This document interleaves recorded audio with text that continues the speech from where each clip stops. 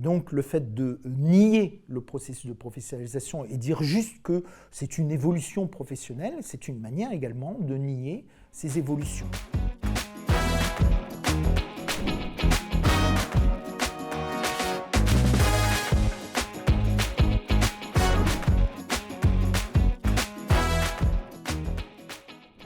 En fait, je suis souvent sollicité sur le processus de professionnalisation par des entreprises qui sont dans la mise en place d'un processus de professionnalisation face au numérique. Alors des entreprises de formation qui se posent la question justement de professionnaliser, mais également des professionnels, des formateurs, des enseignants qui se posent cette question de la professionnalisation.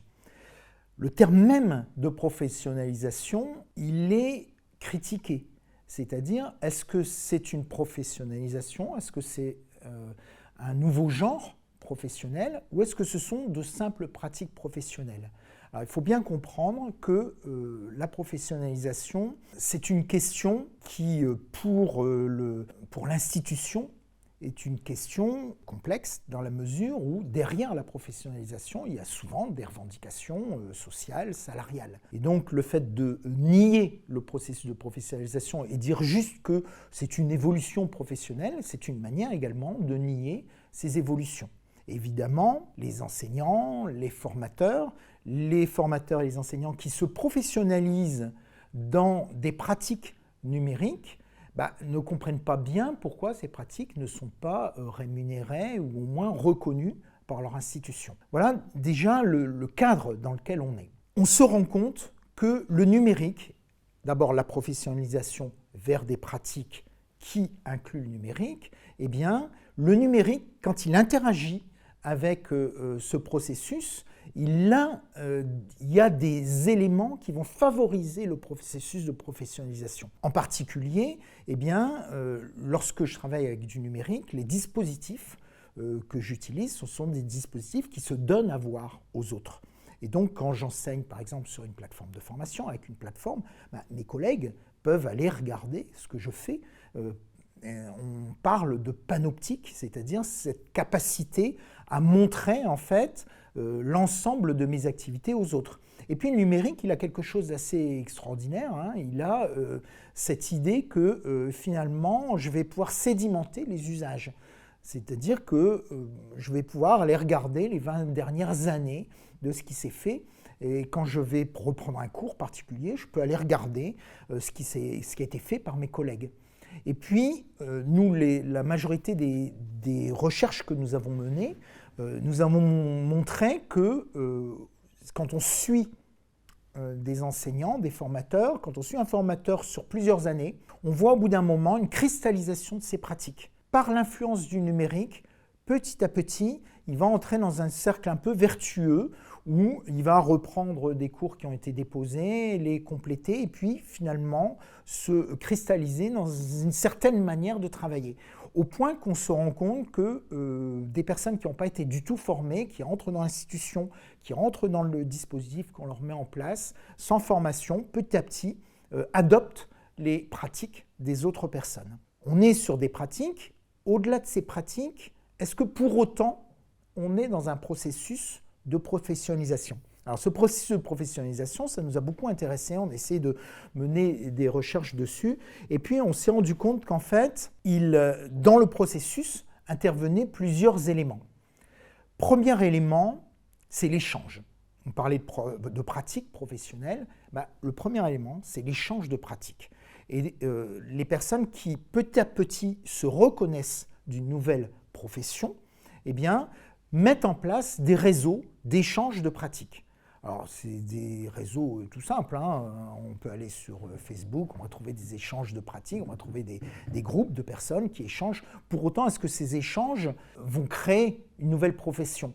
En fait, ce sont les ferments de la professionnalisation. Derrière ces échanges de pratiques, donc des questions, des réponses, il y a souvent une autre structure, également portée par le numérique, qui va être une structure où les personnes, en fait, vont mettre en place les moyens de reconduction ou les moyens d'apprentissage ou d'enseigner leurs propres usages. C'est-à-dire qu'on va avoir un endroit où on va, lorsqu'il y a eu des discussions, lorsqu'il y a eu des débats, il y a un endroit où on va faire une synthèse. Et donc sur le plan numérique, on voit qu'il y a un endroit où on discute, un réseau, et puis un autre endroit où il y a une synthèse du savoir, du nouveau savoir qui est en train de se construire dans ce groupe d'échange de pratiques. Cet endroit qui est devenu un instrument de formation pour les personnes qui entrent dans le réseau, petit à petit, il va commencer à se structurer et l'étape suivante, c'est la certification. C'est-à-dire que j'ai l'échange de pratiques, j'ai l'endroit où je vais avoir finalement des connaissances qui vont se structurer, et puis au bout d'un moment, je vais commencer à me doter d'un outil de certification. Et je vais dire, je suis... Alors, il y a plein de professions. Là, je parle évidemment des enseignants, des formateurs, mais bien d'autres professions se dotent de ces outils-là. Ce qui est intéressant, c'est de montrer comment le numérique, on se professionnalise pour le numérique, mais on se professionnalise également par le numérique, et d'aller regarder comment le numérique influe sur le dispositif de professionnalisation. Donc construction de la base de connaissances, construction en fait d'une manière d'enseigner et d'apprendre, et puis derrière, des certifications qui vont commencer à naître. Et puis derrière tout ça, c'est ce que je disais tout à l'heure, il y a à ce moment-là le moment des revendications. Il y a le moment où on va commencer à revendiquer sa place et on va dire finalement, je ne suis plus un formateur lambda, je suis effectivement formateur de mathématiques, je suis informaticien, je suis prof de français, mais j'ai également une deuxième profession qui est que j'enseigne via des technologies de l'information et de la communication. Je vais utiliser le numérique pour enseigner. Et ça, on a plein d'exemples autres que formateurs. J'ai mené par exemple un travail avec des cordistes. Les cordistes, ce sont des personnes, donc c'est une deuxième profession, ce sont des personnes qui sont peintres par exemple, ou bien qui font des bâtiments, ou bien qui mettent les fenêtres, donc des personnes qui viennent de multiples professions. En fait, ils exercent cette profession en étant suspendus par des cordes, d'où le nom de cordiste. Et en fait, quand on discute avec ces personnes-là, on voit bien qu'il y a une deuxième profession qui est née. C'est-à-dire qu'en fait, ils sont au départ peintres, mais quand on les questionne, ils se définissent comme cordistes. Et ils disent, finalement, j'ai deux professions. Et d'ailleurs, cette deuxième profession, elle me permet d'accéder à des métiers, à des contrats que je n'aurais pas avec la première profession.